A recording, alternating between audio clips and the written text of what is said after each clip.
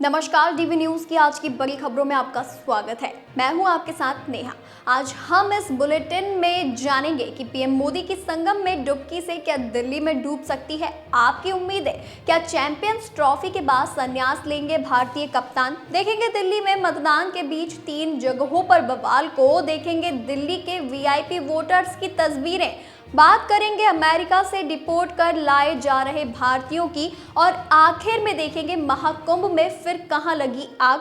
लेकिन इन सभी खबरों से पहले एक नजर डालेंगे आज की हेडलाइंस पर।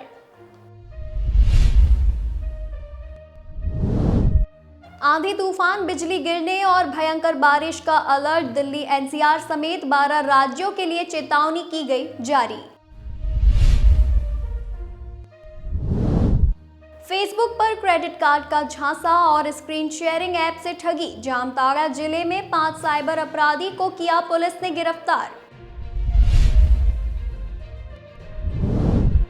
भारत बांग्लादेश बॉर्डर पर बांग्लादेशियों ने बीएसएफ पर किए लगातार 2 हमले। हथियार छीनने की कोशिश, सीमा पर बढ़ी टेंशन। जयपुर में हुआ बड़ा हादसा। प्राइवेट स्कूल की बस अनियंत्रित होकर पलटी। दर्दनाक हादसे में बस के नीचे दबने से एक बच्ची की मौत, कई घायल। गुरुग्राम के केएमपी एक्सप्रेसवे पर सोमवार रात पुलिस टीम को आम नागरिक समझकर लूटने पहुंचे 3 बदमाश हुए गिरफ्तार। मध्य प्रदेश के इंदौर शहर में 2 स्कूलों को बम से उड़ाने की धमकी वाले ईमेल फर्जी निकले। अज्ञात व्यक्तियों के खिलाफ 2 एफआईआर दर्ज की गई। मध्य प्रदेश के मुख्यमंत्री मोहन यादव ने भोपाल जाने वाली इंटरसिटी एक्सप्रेस ट्रेन में सवार होकर यात्रियों को दिया चौंका। लोगों से की मुलाकात, टीसी को भी दिखाया टिकट।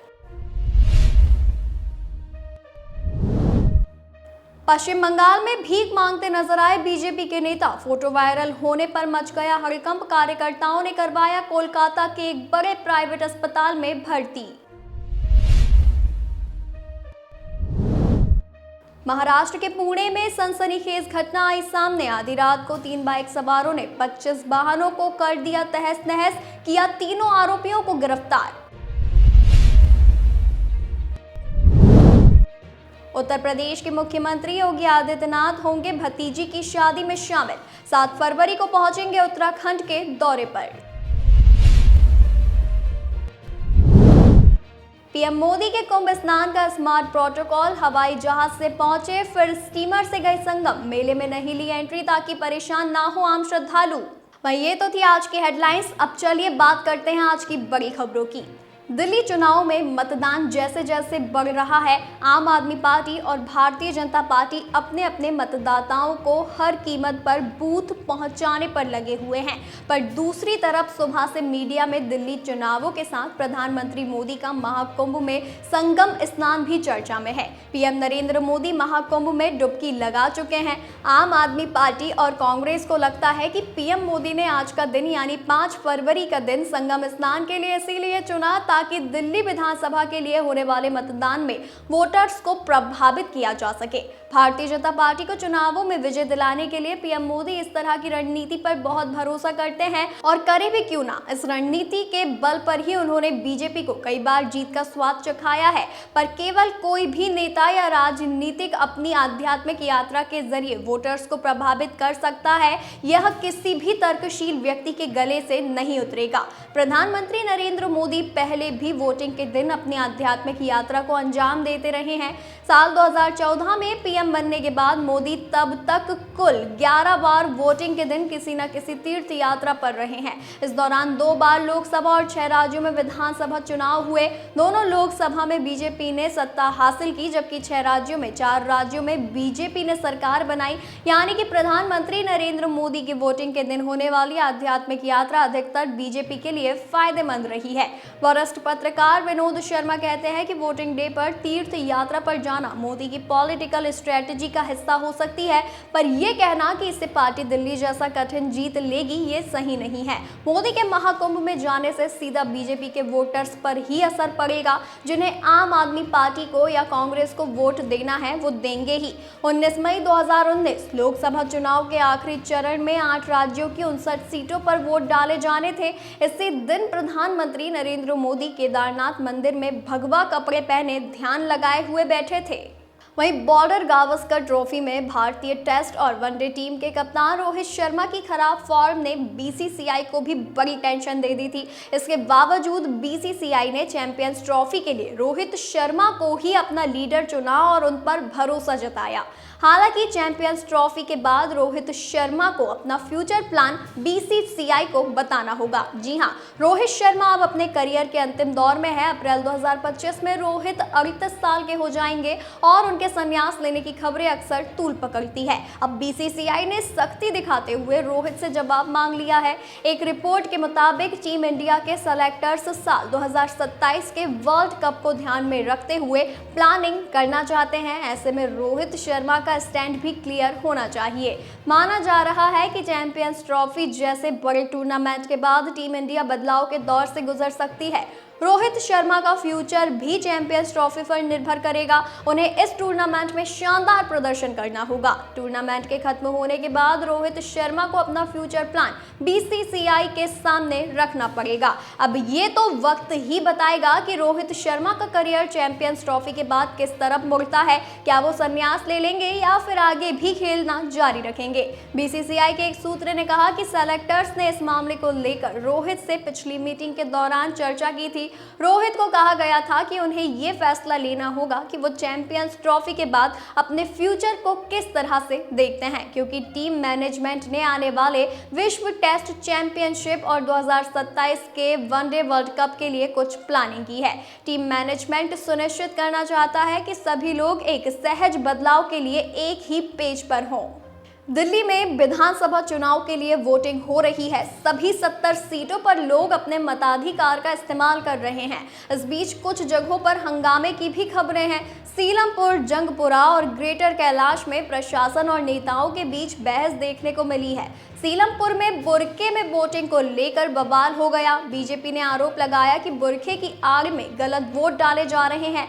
हंगामा इतना बढ़ा कि बीजेपी और कांग्रेस के कार्यकर्ता आमने सामने आ गए। बीजेपी ने आरोप लगाया कि आर्यन पब्लिक स्कूल ब्रह्मपुरी में बने बूथ पर फर्जी वोटिंग हो रही है। माहौल को संभालने के लिए भारी पुलिस बल की तैनाती की गई है। वहीं ग्रेटर कैलाश में आप प्रत्याशी सौरभ भारद्वाज ने पुलिस पर बड़ा आरोप लगाया है। सौरभ का आरोप है कि लोगों को वोट देने के लिए आने से रोका जा रहा है। भारद्वाज ने आरोप लगाया कि रास्ते पर पुलिस ने बैरिकेडिंग कर दी है, जिससे लोगों को आने में काफी दिक्कत हो रही है।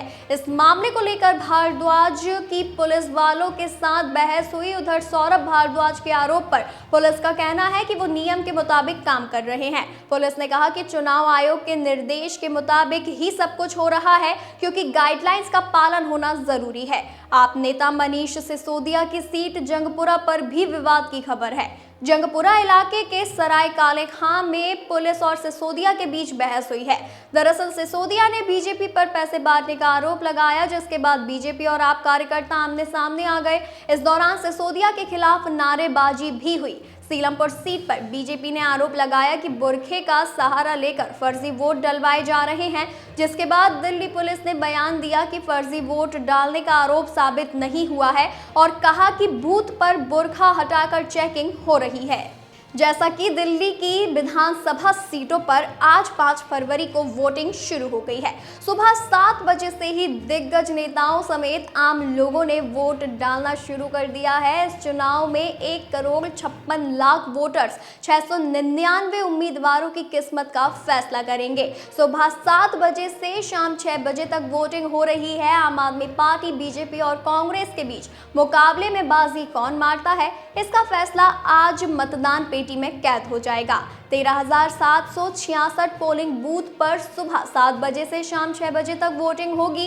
इसके लिए सुरक्षा के सभी इंतजाम किए गए हैं। अरविंद केजरीवाल की अगुवाई में आम आदमी पार्टी तीसरी बार सत्ता पाने की कोशिश कर रही है, तो बीजेपी 25 साल से ज्यादा समय से सत्ता से बाहर है और जीत की पुरजोर कोशिश में है। उधर कांग्रेस कोई जमीन पाने की कोशिश में है। पिछले 2 चुनावों में पार्टी एक भी सीट जीतने में कामयाब नहीं रही है। तो चलिए देखते हैं दिल्ली विधानसभा चुनाव के लिए किन किन दिग्गजों ने मतदान किया। राष्ट्रपति द्रौपदी मुर्मू ने डॉक्टर राजेंद्र प्रसाद केंद्रीय विद्यालय राष्ट्रपति संपदा में वोट डाला। लोकसभा नेता प्रतिपक्ष और कांग्रेस सांसद राहुल गांधी ने निर्माण भवन में अपना वोट डाला। दिल्ली की मुख्यमंत्री और आप उम्मीदवार आतिशी ने दिल्ली विधानसभा चुनाव के दौरान बुधवार 5 फरवरी 2025 को नई दिल्ली के कालकाजी में एक मतदान केंद्र पर अपना वोट डाला। कांग्रेस सांसद सोनिया गांधी ने लोधी एस्टेट स्थित अटल आदर्श विद्यालय में बने मतदान केंद्र पर अपना वोट डाला। कालकाजी विधानसभा सीट से कांग्रेस उम्मीदवार अलका लांबा ने वोट डालने के बाद अपनी स्याही लगी उंगली दिखाई। कालकाजी सीट से दिल्ली की सीएम आतिशी आपकी उम्मीदवार है, तो वहीं बीजेपी ने इस सीट से अपने पूर्व सांसद रमेश बिधूड़ी को मैदान में उतारा है। अमेरिका का मिलिट्री प्लेन अवैध भारतीय प्रवासियों को लेकर किसी भी वक्त भारत पहुंच सकता है। अमेरिकी C-147 प्लेन से अवैध प्रवासी भारतीयों का पहला जत्था भारत आ रहा है। इस प्लेन में 104 भारतीय सवार हैं। ये प्लेन अमृतसर एयरपोर्ट पर उतरेगा, जहां पुलिस और प्रशासन मुस्तैद है। एयरपोर्ट पर मौजूद अमेरिकी दूतावास के एक अधिकारी ने बताया कि प्लेन में कुल 104 भारतीय हैं, जिनमें 13 बच्चे, 79 पुरुष और 25 महिलाएं हैं। इन सभी भारतीयों में से 33 लोग गुजरात से हैं, जो अमृतसर एयरपोर्ट के भीतर ही रहेंगे और इन्हें वहीं से सीधे गुजरात भेजा जाएगा। जानकारी के मुताबिक अमेरिका से डिपोर्ट किए जा रहे भारतीयों को मैक्सिको अमेरिकी सीमा से पकड़ा गया था। कहा जा रहा है कि ये भारत से वैध तरीके से रवाना हुए थे, लेकिन इन्होंने डंकी रूट के जरिए अमेरिका में घुसने की कोशिश की थी। भारत पहुंचने पर इन लोगों की गिरफ्तारी का कोई आधार नहीं है, क्योंकि इन्होंने किसी भी तरह से भारतीय कानूनों का उल्लंघन नहीं किया है। बता दें कि अमेरिका में रह रहे अवैध प्रवासी भारतीयों को लेकर यूएस एयरपोर्ट के C-17 ग्लोब मास्टर एयरक्राफ्ट ने टेक्सास के पास अमेरिकी सैन्य अड्डे से उड़ान भरी। इस प्लेन में 104 अवैध भारतीय प्रवासी हैं। बता दें कि ट्रंप सरकार अवैध प्रवासियों को ले जाने के लिए सैन्य विमान का इस्तेमाल करती रही है। इससे पहले ग्वाटेमाला, पेरू और होंडुरास में भी अमेरिकी मिलिट्री प्लेन से अवैध प्रवासियों को भेजा गया था। मालूम हो कि 27 जनवरी को प्रधानमंत्री नरेंद्र मोदी से फोन पर हुई बातचीत के बाद ट्रंप ने कहा था कि अमेरिका से अवैध प्रवासी भारतीयों को वापस भारत बुलाने के लिए भारत सही कदम उठाएगा। अनुमान के मुताबिक अमेरिका में लगभग 18,000 अवैध प्रवासी भारतीय हैं, जिन्हें भारत डिपोर्ट किया जाना है। ट्रंप के सत्ता में आने के बाद भारत सरकार ने इस समस्या को सुलझाने के लिए अमेरिका के साथ मिलकर काम करने की इच्छा जताई थी।